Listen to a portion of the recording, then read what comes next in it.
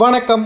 நான்காவது சுற்றில் தமிழக வெற்றிக் கழகம் 110 தொகுதிகளில் முன்னிலையில் இருக்கிறது. அதிமுக 62 தொகுதிகளில் முன்னிலையில் இருக்கிறது. திமுக 42 தொகுதிகளில் முன்னிலையில் இருக்கிறது. தேர்தல் ஆணையம் வெளியிட்டுள்ள மிக முக்கியமான அறிவிப்புகளை நாம் பார்த்து வருகிறோம். பாட்டாளி மக்கள் கட்சி 5 தொகுதிகளில் முன்னிலையில் இருக்கிறது. இந்தியன் முஸ்லீம் லீக் ஒட்டுமொத்தமாக 1 தொகுதிகளில் முன்னிலையில் இருக்கிறது. காங்கிரஸ் 5 தொகுதிகளில் முன்னிலையில் இருக்கிறது. பாஜக 3 தொகுதிகளில் முன்னிலையில் இருக்கிறது. சிபிஐ 2 தொகுதிகளில் முன்னிலையில் இருக்கிறது. விடுதலை சிறுத்தைகள் ஒரே ஒரு தொகுதிகளில் முன்னிலையில் இருக்கிறது. அம்மா மக்கள் முன்னேற்ற கழகம் ஒரு தொகுதியில் முன்னிலையில் இருக்கிறது.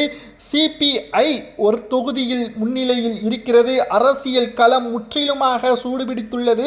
விஜய் அவர்களுக்கு சாதகமாக 4வது சுற்று முடிவில் தற்பொழுது 110 தொகுதிகளில் விஜய் அவர்கள் முன்னிலையில் இருக்கிறார். வெற்றி வாய்ப்பு உறுதி செய்யக்கூடிய வகையில் காலை நிலவரம் 4வது சுற்று முடிவில் தொடர்ச்சியாக விஜய் அவர்களே முன்னிலையில் இருப்பதால் திமுக அதிர்ச்சியடைந்துள்ளது. ஒட்டுமொத்த அரசியல் களமும் முற்றிலுமாக மாறியுள்ளது. விஜய்க்கு தேடி வந்த அதிர்ஷ்டமாக பார்க்கப்படுகிறது.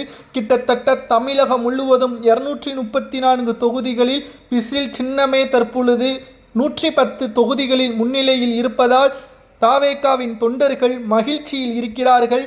என்ன செய்வதென்று தெரியாமல் ஸ்டாலின் அவர்கள் இருக்கிறார். அதே சமயம் எடப்பாடி பழனிசாமி அவர்களும் தோல்வியை தழுவக்கூடிய வகையில் அமைந்துள்ளது. அதிமுகவின் தோல்விற்கு எடப்பாடி பழனிசாமியே காரணம் என்றும் தற்பொழுது தகவல்கள் வெளியாகி அரசியல் வட்டாரத்தில் பரபரப்பை ஏற்படுத்தியுள்ளது. எடப்பாடி பழனிசாமியால் தான் அதிமுக தோல்வியடைந்தது என்ற கருத்து சரியா தவறா என்பதை கமெண்ட் வாயிலாக கூறுங்கள்.